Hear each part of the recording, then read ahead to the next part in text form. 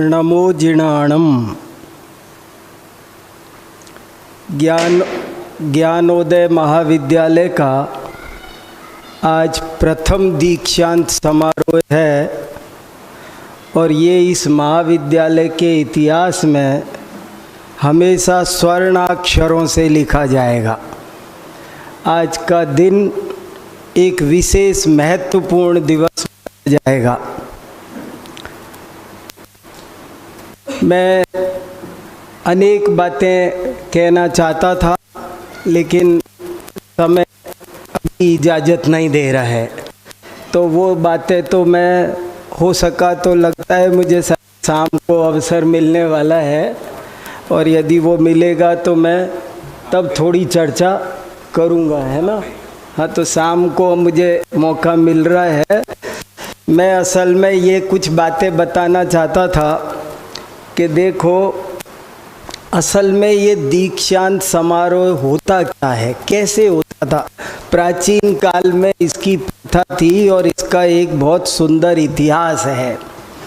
पहले के ज़माने में चाहे वो राजा का बेटा भी हो, उसको सामान्य व्यक्ति की तरह राजमहल छोड़ करके जंगल में गुरुओं के पास जाना पड़ता था और गुरुकुल में वो पढ़ता था। 10 साल 20 साल 20-20 साल हो जाते थे। देशभूषण कुलभूषण छोटे से पढ़ने गए थे और जब लौट कर आए तब तक जवान हो गए, उनकी बहन भी जवान हो गई थी। क्या क्या कहानियाँ हैं। और उस समय बहुत विविध विद्याएं उनको सिखाई जाती थी। केवल एक ही विद्या नहीं सिखाई जाती थी, हर विषय की शिक्षा दी जाती थी।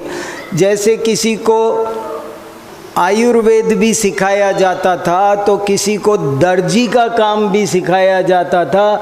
जीवन की बेहतर कलाओं की शिक्षा दी जाती थी और जब वो 10-5 साल उसकी शिक्षा खूब दे दी जाती थी, उसके बाद उसे जीवन के क्षेत्र में उतारते थे और तब कहते कि तुम इन कुछ बातों का और ध्यान रखना, जो कि अभी बताया, सत्यम वद धर्मम चर, कि अब तुम जीवन के क्षेत्र में जा रहे हो तो इन बातों का और ध्यान रखना।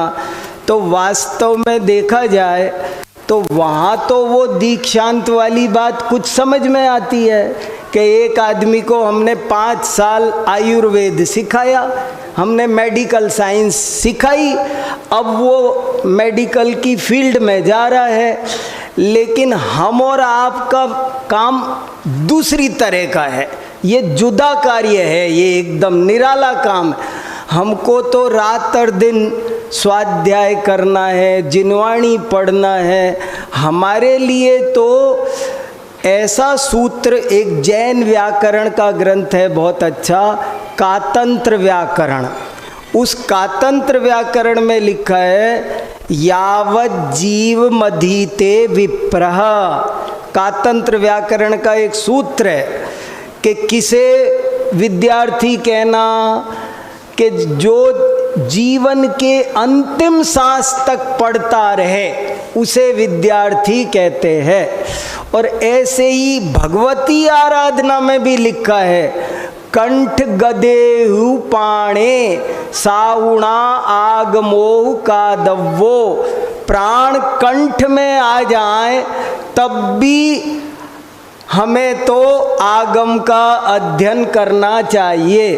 तो हमारे अध्ययन का कब अंत आ सकता है? हमारी तो 3 साल वास्तव में ये थोड़ी अभी खेत की जुताई उताई हुई है।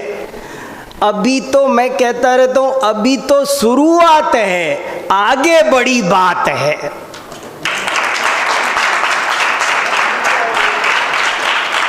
ये जो 3 साल 4 साल आप यहाँ रहे हो ना, ये तो क्रीम पीरियड है। और मैं तो भाई साहब अशोक जी से, इस विद्यालय के सब संचालकों से कह रहा हूँ कि जैसे वो 2-3 विद्यार्थी कह रहे हैं ना कि हम आचार्य करेंगे, मैं कह रहा हूँ अभी इनका दीक्षांत करना ही नहीं चाहिए। अभी सबको यहीं रोको, मैं इजाज़त नहीं दे रहा। सबको आप इनको आचार्य कराओ, इनको पीएचडी कराओ। देखो, जैन दर्शन एक साधारण विद्या नहीं है, अद्भुत विद्या है। और जैन दर्शन, मेरे एक वाक्य पर ध्यान दिया जाए, जैन दर्शन एक प्राचीन और व्यापक दर्शन तो है ही, लेकिन एक व्यावहारिक और प्रासंगिक दर्शन भी है। आज के जमाने में आधुनिक विज्ञान जैन दर्शन के संपूर्ण आचार को, विचार को समर्थन करके सिद्ध कर रहा है, अनेक प्रयोग करके सिद्ध कर रहा है। इस समय जैन दर्शन की विशेष उपयोगिता बढ़ती चली जा रही है। अभी अभी अमेरिका में 40 विश्वविद्यालयों में जैन दर्शन डिपार्टमेंट खुले हैं और वहां मैंने पता किया वो कैसे चल रहे हैं। वहां 10-10, 12-12 विद्यार्थी नहीं है, 1300 विद्यार्थी जैन दर्शन पढ़ रहे हैं। वहां पर हर सोशियोलॉजी के स्टूडेंट को भी जैन दर्शन पढ़ना जरूरी होता है। वहाँ सबके लिए जैन दर्शन का पेपर कंपलसरी है। क्यों? कि आज का समाज शास्त्री, राजनीति शास्त्री सब इस बात को समझ रहे हैं कि आज विश्व में जो समस्याएं व्याप्त हुई है, चाहे वो पर्यावरण प्रदूषण की है, चाहे आतंकवाद की है, उनका कहीं समाधान की कोई किरणें उनको दिखाई दे रही है तो वो जैन दर्शन में दिखाई दे रही है। जैन दर्शन समस्याओं को जड़ से समाप्त करता है। एक बार दिल्ली में विश्व स्वास्थ्य संगठन की एक बड़ी बैठक थी और उसमें मैं भी शामिल हुआ था। उसमें एक बहुत बढ़िया बात कही गई। एक वक्ता ने कहा कि जैन धर्म की जो जीवन शैली है, यदि उसे लोग अपनाएं तो एक भी व्यक्ति कभी बीमार ना पड़े।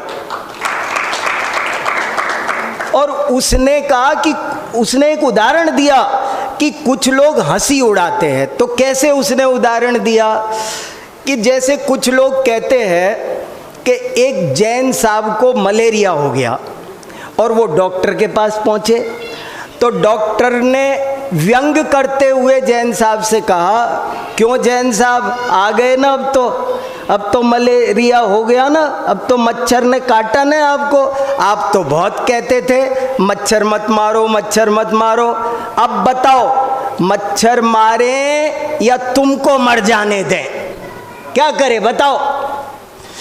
तो वो जैन साहब बोले कि देखो डॉक्टर साहब, आपसे ज़्यादा बात करने की मेरी हिम्मत नहीं है। मेरे गुरुजी महावीर भगवान ने मुझे जितना सिखाया है उतना मुझे आता है और उतना मैं आपको कह देता था।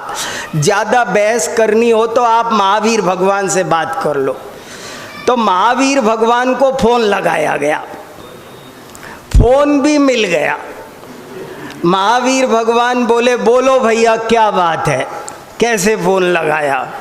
बोले साहब आप कहते थे कि मच्छर नहीं मारो, लेकिन अब एक धर्म संकट खड़ा हो गया है।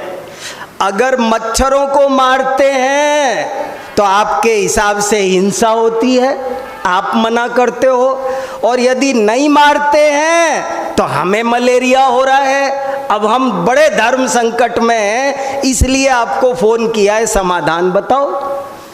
तो भगवान महावीर ने कहा, अरे भले आदमी, तुमने हमारी बात पूरी नहीं सुनी।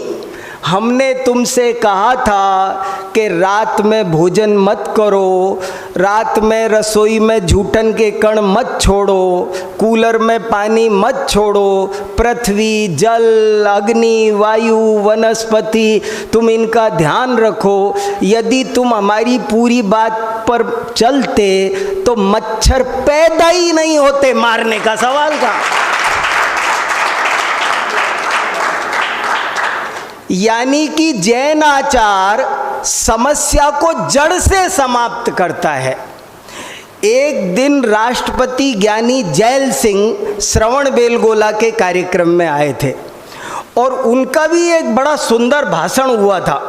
वो मस्तका विषय की स्मारिका में छपा हुआ है पूरा।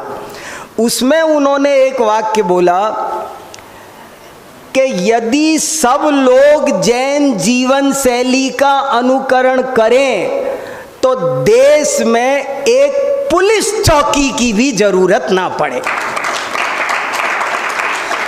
मैं आपको और भी कई उदाहरण बता सकता हूं, लेकिन फिलहाल आप ये दो ही उदाहरण सामने रख लीजिए। एक उदाहरण कह रहा है कि देश में सबका स्वास्थ्य अच्छा रहेगा और दूसरा कह रहा है कि एक पुलिस चौकी की जरूरत नहीं पड़ेगी।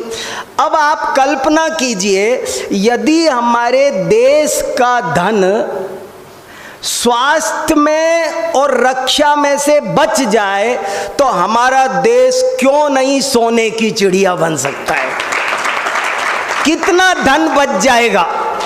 वही बात पंडित जवाहरलाल नेहरू ने कही थी कि यदि गोपाल दास बरिया जैसे लोग यदि हों तो देश में सोने की पटरियां बिछाई जा सकती है, लोहे की नहीं।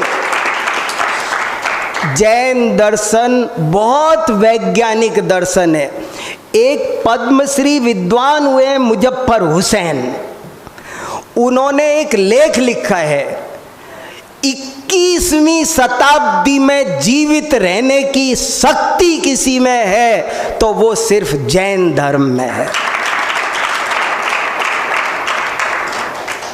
बहुत सारी आचार विचार की व्यवस्थाओं पर जहां दूसरे लोग खंडित हो गए, जैसे न्याय दर्शन कहता है कि स्पर्श रस गंध वर्ण ये अलग अलग पाए जाते हैं।